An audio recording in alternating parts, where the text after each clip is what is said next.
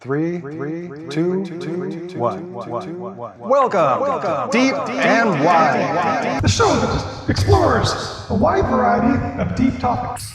Sometimes a deep variety of wide topics.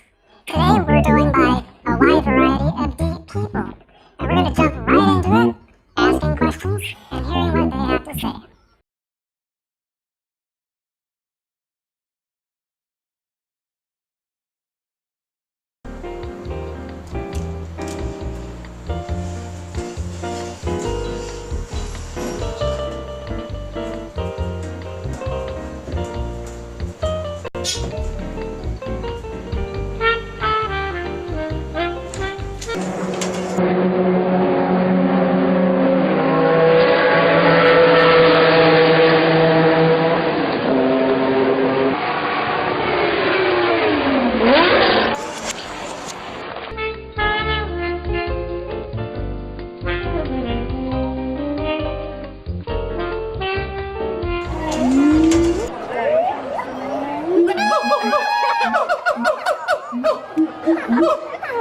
Let's go see the show. Let's go see the show.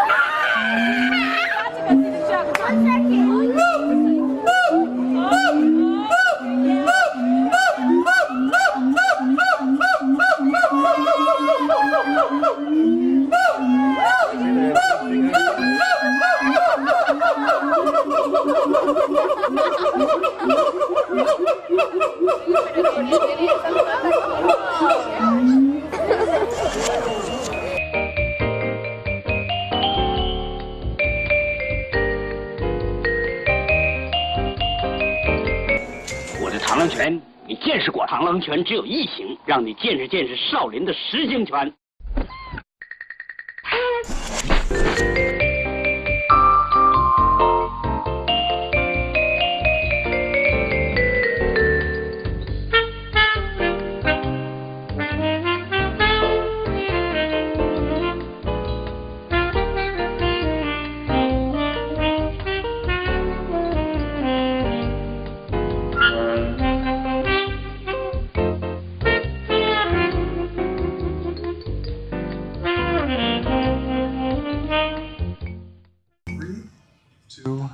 One, which is exactly what you are, number one.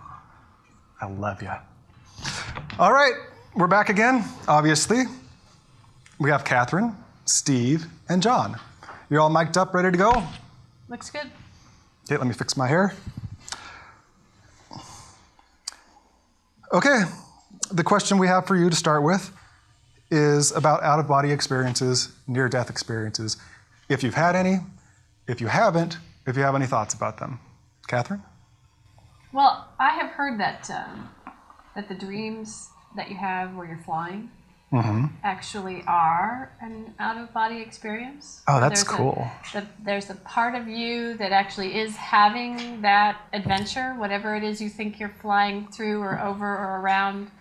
A part of your consciousness has gone to do that, was what I heard. And that children are much more likely to be having flying dreams, and that we lose it as we get older. They sure do feel good. I know every time that I've had a flying dream in my life, it's one of the best feeling dreams for some reason. And maybe that's it. Maybe you're actually something happened. It is. It's just wonderful. Yeah, it is. It's an amazing feeling. Yeah. Yeah.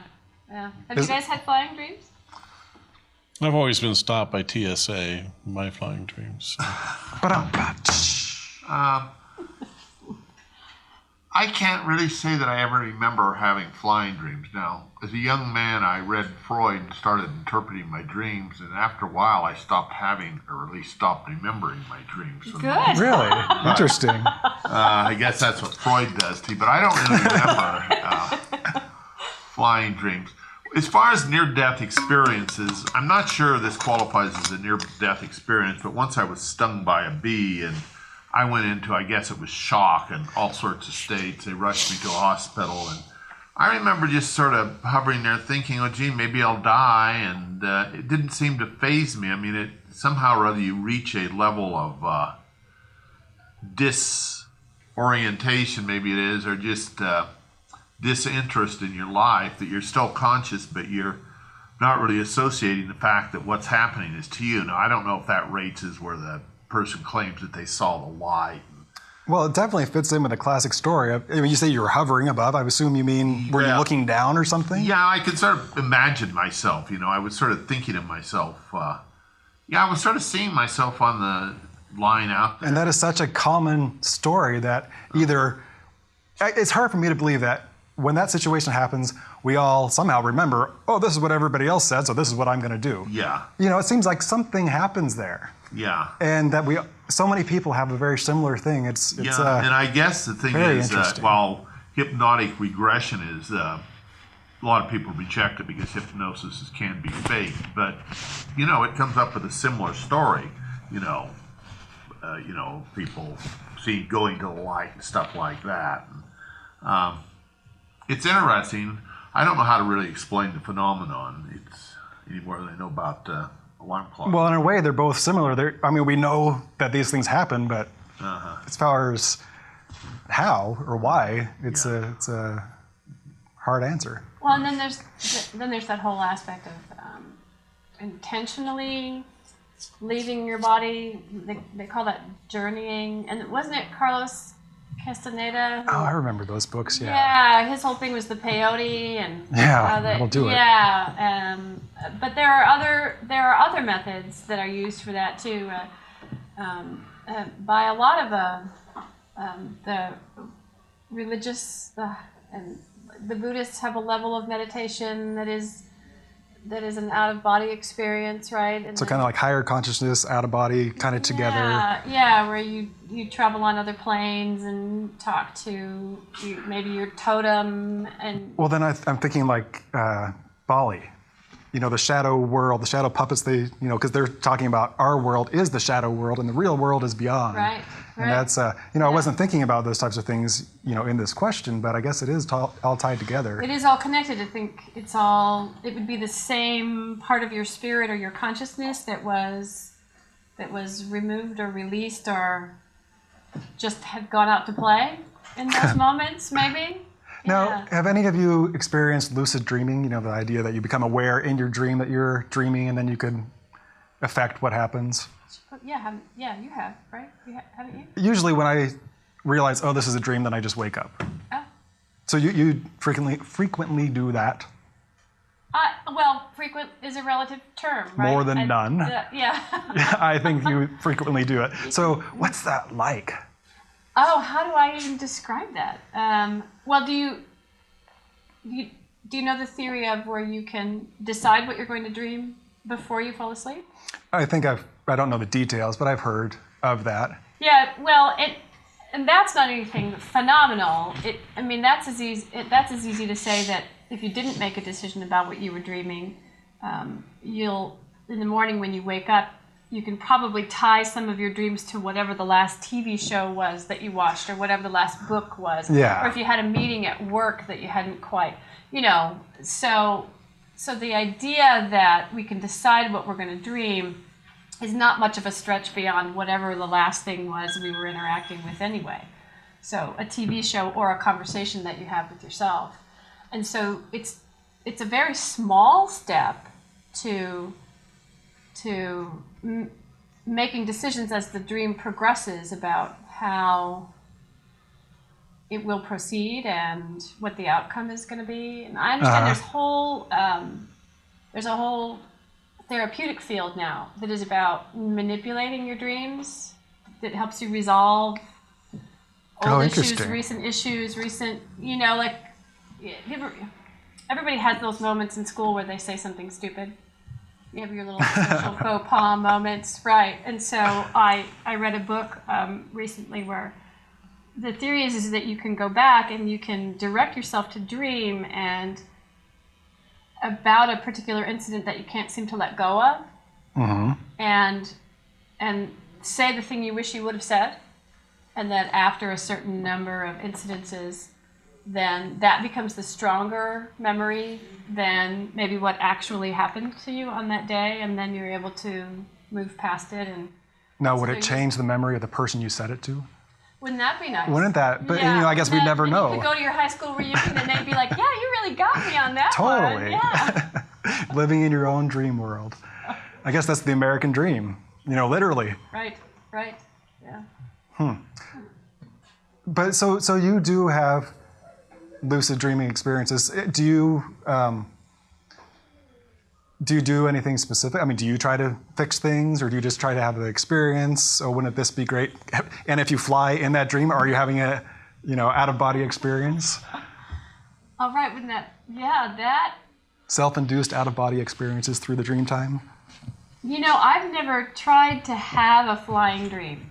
I've never, yeah. Will you? And if we Get keep back to us talking on about it? this, then I'm going to be labeled as the nut job, right? Yeah.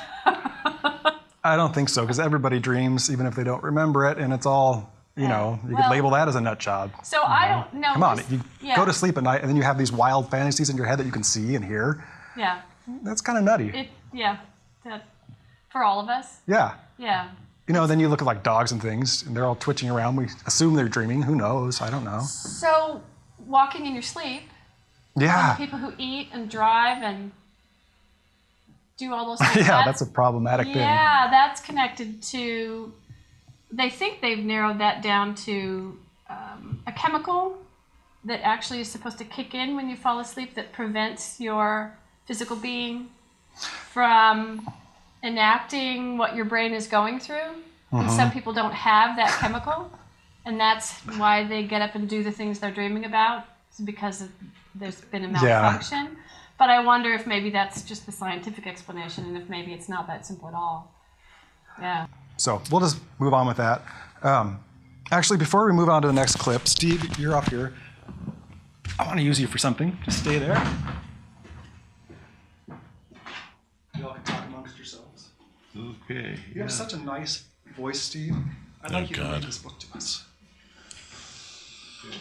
Oh, now that's a classic. It is. It is? You know that. You don't No, I don't know that. Oh, you're kidding? No, I'm not kidding. Oh, well, you're gosh. about to. I'm deprived. You could either show Well, pictures show or it to just the read. camera, right? This is Goodnight Moon Can you get a close up on Steve? by Margaret Wise Brown and Clement Hurd. He's the artist, Clement Hurd.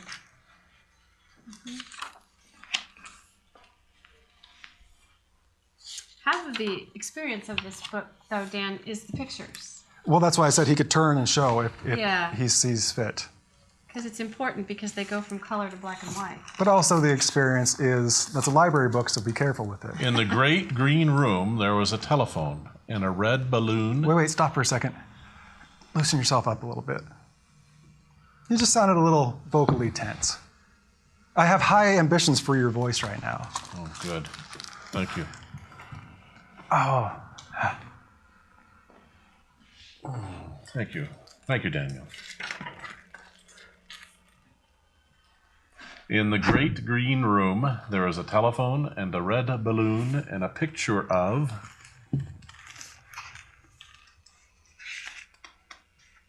You don't have to worry too much about the pictures. Just go for the words. the cow jumping over the moon.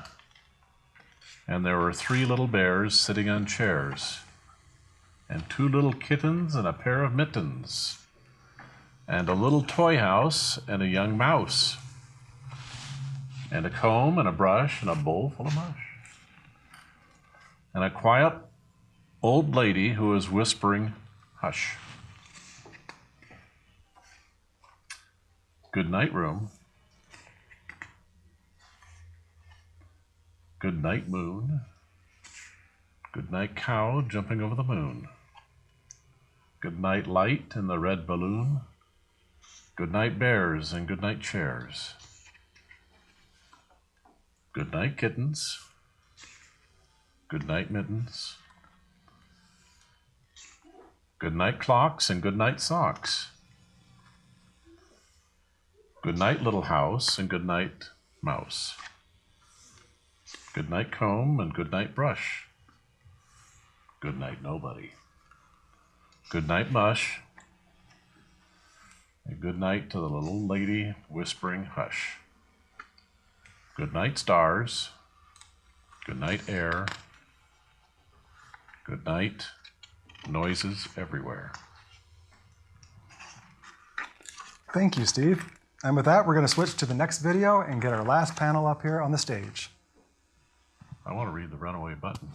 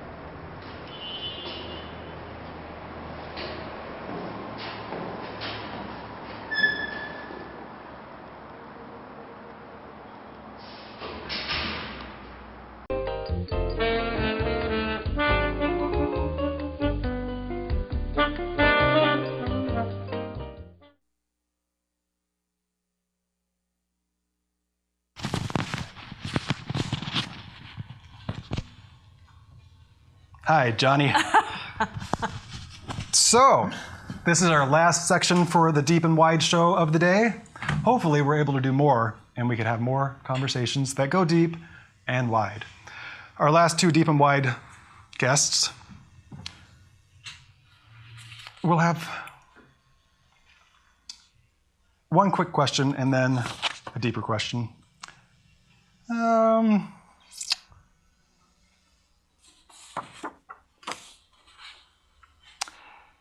If you could be any type of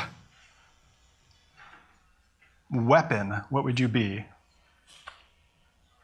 Please. No. No, my answer is boring. Not. Tool. Okay, tool is good. You can if weapon doesn't do it, then you go for tool.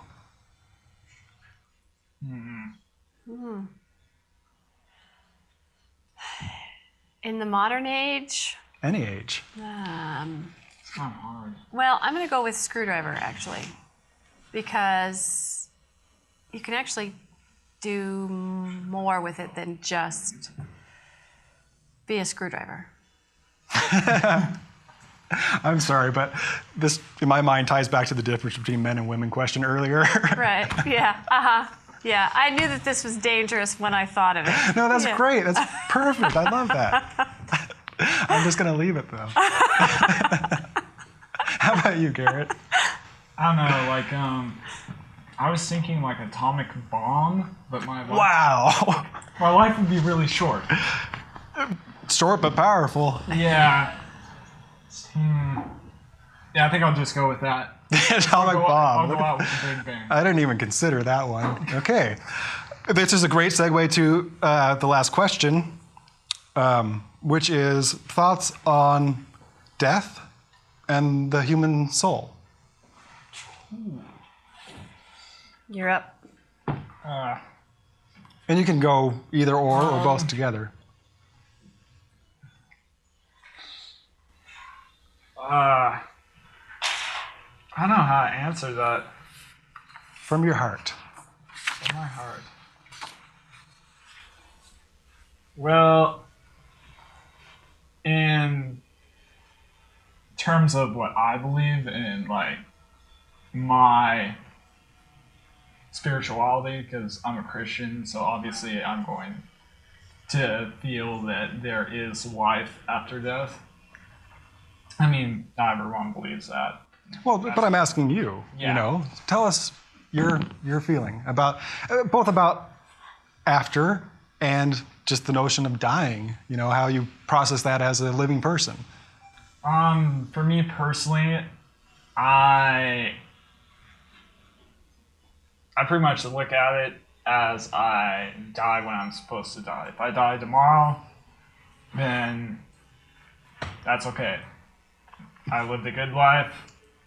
I didn't get married, but I lived a good life.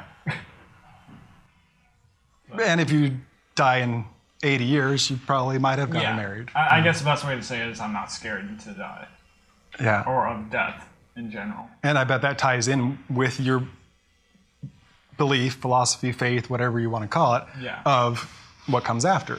Yeah. Catherine?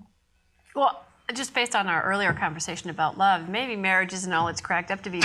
So far, maybe you haven't missed out on anything I there. just have a girlfriend, so, Yeah. so we'll see what happens. We'll see what happens in the future. Well, I'm at a point where what I believe is that it's possible that what each individual believes, where they put their faith, is what actually will happen for them. Yeah, that's If you're interesting. someone who believes in reincarnation, then you'll be reincarnated. If you're an atheist and It'll you just have no go soul, out. yeah, you have no soul and you're going nowhere, then you go nowhere, you know. And if you're someone like Garrett who has a Christian belief of a, you know, of heaven, and then that's what will happen. I'm not saying that we have that necessarily have that kind of control, but when it comes to a question of faith, then there is a certain power there for the individual know and how much passion they have about what they believe in. In a way, it brings up the notion that your belief becomes your experience. Yes. And your belief becomes your experience, and your Right. belief becomes your experience. And Right. Yeah. yeah. Hey, Josh, why don't you come up here too? Because I think you'd have a good answer to this question also. I'm on camera right now, so it's going to take a second. Sure. Yeah. Should we wait or just keep going? Okay. Or you could sing us a song with that nice stage mic there. I could sing us a song. I can hold a melody, but I'm not really trained in singing. You take your pick. Answer the question. We can or close sing out the that way, song. you know, we could do a You panel guys could be sing. Yeah. Good. Triquet, quartet, Yeah. No, see, that takes like practice and people trying. self-limiting. I know. I'm not self-limiting. I have just not That's done it. real experience, yeah. Okay, back to the question. Fire away. Oh, the same question. Where was it? Soul, What do I death. believe after soul death? Sure, I believe, I guess, is what it comes down to. I was Okay. thinking just ideas, but it is what your beliefs. Start with, I don't know.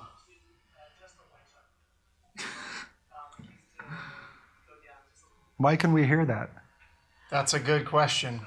Somebody turn their... Oh, it's Okay, whatever. let's Okay, just- so I'm going keep to going make a with it. suggestion that we break here for just a second. I don't care if this is in there. we can edit it out later, can't we? Or just We leave can it. hear everything you're saying, so I'm going to have you. We are not having say a things for a mediated minute. experience here. We should acknowledge that. It's okay. For all of you out there, Mike, who was on the panel earlier, is now directing the show. Yeah. And He's doing a great job. by virtue of sometimes in a show that is not funded by, say, advertising revenue, where We'll we call can't- them gremlins. And the disadvantage of those advertising revenue shows is we don't get to talk about these kinds of things for this long and have this kind of show because they would never sign off on it. True. So True. Nice plug. the disadvantage is that occasionally the equipment does funny things like sending our ClearCom patch in through the main audio. But that's part of the charm. So Rock just on. as we're talking about spirituality, the voice of God. Are you suggesting we have God in our midst and it's Mike? We probably do. We might. Yeah. It was explaining all of the ways that you are viewing You said us. Allah. So, back to my question. I don't know. And I am very comfortable in the not knowing. I'm not of the opinion that, I think it's sort of an easy answer, and it's sort of how I feel about God in general. I think God in the afterlife, in our minds, kind of take on the expression of what we want.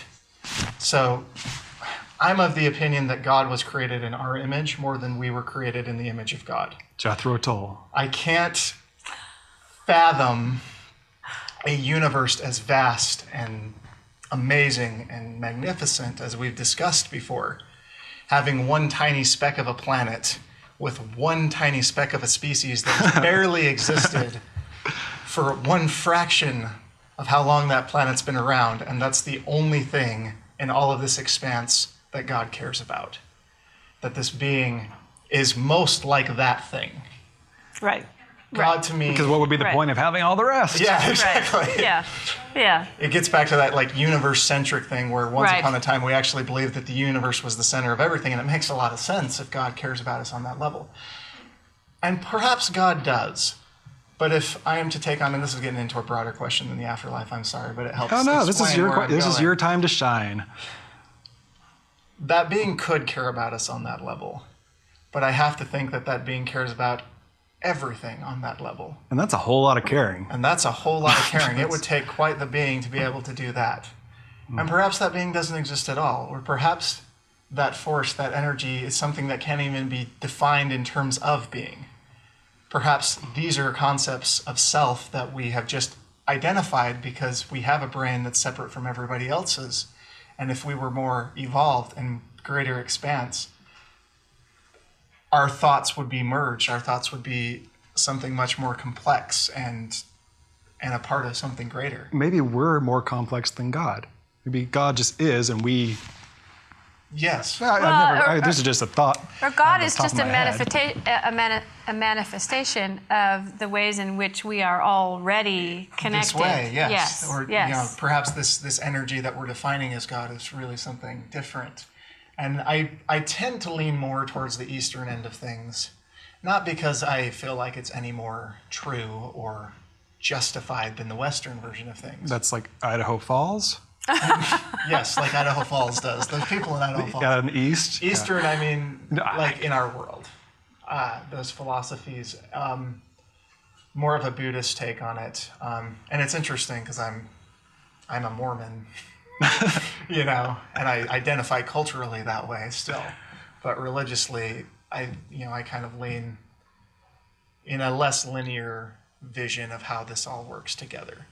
And so I tend to think if there is something that exists beyond us, perhaps we're a part of something that's always existed.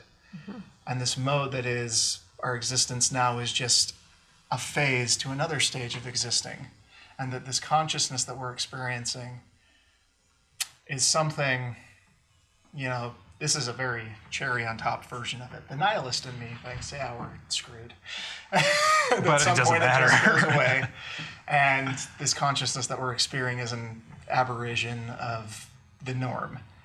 That the not nihilist in me, the optimist in me, thinks that possibly there's something that is this matter that we see and perceive is built upon something far more ethereal. And thank you, John. And that's what John Perfect. thinks of that. A little moment of reality. Yeah. So I don't know. For me, it's one of those two. Either is as possible, either is as likely, either is as good. And I actually saw an interesting movie right before something really crappy happened in my life. Sorry, that's not funny. But So it's kind of, well, it is and it isn't. It's all funny. It's all sad. They're all two sides of the same coin. And at this point, it's probably good to laugh about it. But, it's interesting that happened at that point. Like, we're basically it was The Life of Pi, which pretty excellent movie in its own right, but a lot of interesting concepts in it. And they ultimately come to the question of God, and I guess I'll end here, where he's explained this story about he's with a Bengal tiger as a stowaway on a ship. all right. And I'm going to give away the movie to everybody, so just know that. But if They you're end sitting the here story watching, of guys you're stowaway getting on something ship. better. And basically they come to, okay, either that happened or either something really terrible happened. And the one is more of a realist story and the other is more of a tiger story. And he's explaining to this American guy, he's like, well, which of the two stories do you like better? yeah. Right. Which is the better Right. story? Because you're the one who's gonna write this. And the American guy says, the tiger. Go with the tiger story. That's a much better story. Well, which brings up you're still going, yeah. And then the point the Indian guy makes is, well, that's how it is with God. And that's how it is with us. Go with We the better live. story. The Yeah. story is our existence. Right. You end up going with the better story. And so Yeah. I guess ultimately the optimistic story is probably the better story. And since either one is equally as likely, I might as well go with that one. Totally. And then that brings up to the American dream, go out and make a dream. Isn't that Make just a what gets story. us out of bed in the morning anyway? Well, I think a lot of really. people forget sometimes. Or at different points in your life, you trudge through as opposed to each day getting up, being excited about what you're going to create with your life. And a final point, I guess. I don't think the existence of God should be the determinant of that. I think the joy of life is ours to get whether there's a God or not. If there is, great. If there is something divine that cares about us, great. If not, life is still pretty awesome. Well, and it's the We have one a lot thing of we're people- sure of, Yeah. As far as our being consciousness goes, we know this is our experience. Whether we're, locked into a computer in some other dimension and this is our vacation and we have to go back to work when we die, who knows? But right here, right now, this is what we know. So yeah, might as well make it something. Which makes me think of one more thing. And this kind of ties back to the mediated experience. And if anybody has anything to say about this, that's great. If not, we'll just end it with a question. You're driving down the highway, you're in your car, you're doing your thing. There's a deer walking across the road, it's doing its thing. It's in the natural world. You're in the natural world, but one that's been altered by us. You hit the deer, you're okay, the deer dies. You guys both had vastly different experiences. I don't even know if there's a question in there. But if you're inspired to say something about that. Are you asking whether or not we'd feel guilty about that? No, it wasn't even about that. Just I guess the acknowledgement that there are many worlds living on this world right now. Right. And so much of it, I guess it would go beyond just, our mediated experience. If a tiger eats a deer, the tiger's having different experience also. So that was it. But we are getting way far into this time-wise. So does anybody have anything else to add about anything today? About anything. Sure. I do have something to add from a practical standpoint. Okay. This should probably be 3 shows, and I think you could do it. Okay. Then we will ask Josh your shoe size and height. Okay. Depending on who's measuring and if we're doing it for football, I'm somewhere in between 6'3" and 6'4", and that does matter. So am I. Yes, it does. Because back when I played football, you always lie about how big you are. No, it absolutely does matter. I just don't know. Because you want to scare people who you're playing against. That's right. So I'm you gain like an 7'5". inch and a little bit of muscle away. Yeah, you're a little bit taller and a little bit heavier. I just didn't know that football had anything to do with today. Well, you asked me my height. Oh. And shoe size? Shoe size would be a size 11. 11. And Garrett? American. Men's. Men's. Like my shoe size? And height, yeah. If you feel comfortable divulging that information. Oh, I feel fine. Okay. Probably 11 and yeah, heck, I'll do 6 foot. Is that the truth? I get different measurements from different doctors. 5'3", 6 foot, somewhere in there. They're like 5'10", 6 foot, 5'11". I'm like, okay, I'm just going for 6 foot. Just round it Okay. off. On a good day, you're 6 feet tall. We'll call you Yeah. 6 Just foot. round it off. That works. Okay, Stella? Yeah. Shoes? 5'4". How about shoe size? 5'4", if you couldn't hear that. 8.5. And these are the women's size, I would assume. Katrina, I got you. Steve? I'm 5'4" as well. You are? No, he's not. No. I didn't think he's so. Fibbing. Size 8. You want to pass then? Instead of skewing the data. But I'm not going to put that because Okay, John, did you already answer that? No. 6'1" and 13 wide. 13. Wow. Big boy. What else have we got? Okay, well, the Shaquille people in the back room, but I'll ask them later. So, Steve, that's your final answer? Yeah. Okay. So, that is going to wrap up the interview portion of this show. We have one more clip of video to show you today, but I'm really happy that you spent this time with us. I hope you had a good time. I know we did. So, we'll see you again. Enjoy this next and final clip.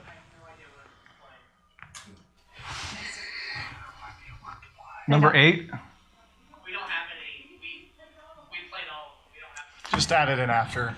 Yeah. But I want to play it. Right, that's what was wrong. That was a great question. Careful, you're wrapped in the mic. Oh, hello. Yeah. I'm going to. Mike, could you kill the lights in here? Thanks.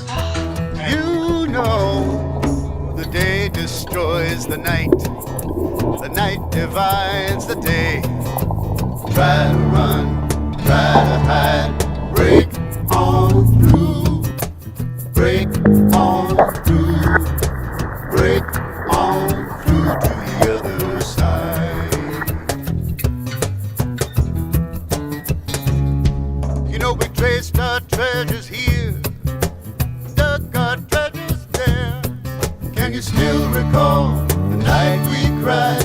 Break on through, break on through, break on through to the other side.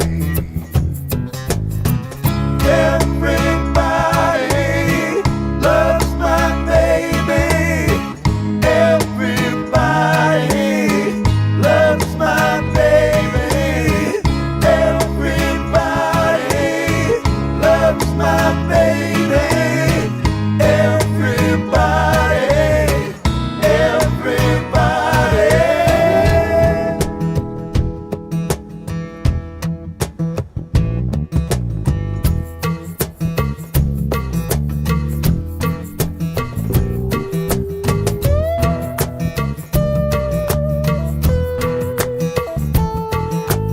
Everybody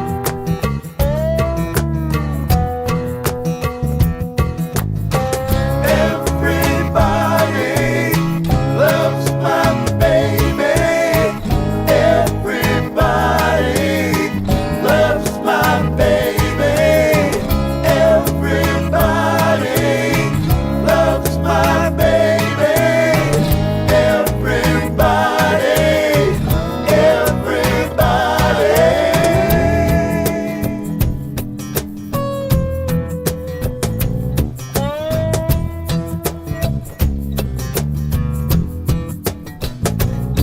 You know the day destroys the night, destroys the night divides the day, divides the day. Try to run, try to hide, break on through, break on through, break on through the other side,